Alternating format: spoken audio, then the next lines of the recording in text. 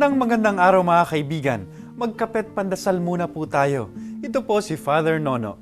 Mga kaibigan, sa kalendaryo po ng mga kapatid nating Chino or Chinese, ang taon pong ito ay Year of the Ox. Sa Tagalog, taon ng mga kalabaw. At para sa mga Chino, ngayong taon, maaari nating matutunan ang magagandang katangian o ugali ng mga kalabaw.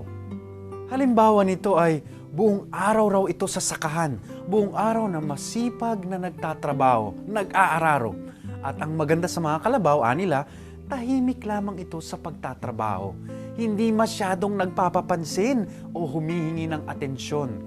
Silent worker, ika nga. Yan nga po marahil ang dapat nating matutunan ngayong taon, mga kapamilya. Lalong-lalo na dahil magiging mahirap daw ngayon ang ekonomiya, di lang sa ating bansa, kundi sa buong mundo. Kaya't kailangan nating magtrabaho, kailangan magsipag.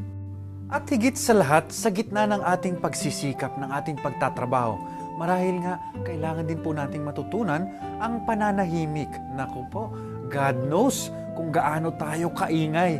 Lagi tayong humihingi ng atensyon, nagpapapansin, nagbibida.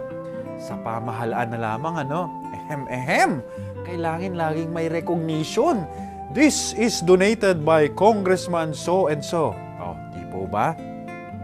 Sa kasaysayan po ng ating simbahan, napakaraming maituturing na mga banal na silent workers.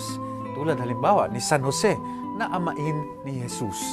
Tahimik sa pagsasagawa ng kanilang mga tungkulin. Ngayong taon mga kapamilya, naway tularan natin ang kanilang halimbawa. Masipag at mapagkumbaba sa pagsasagawa ng ating mga tungkulin. Amen.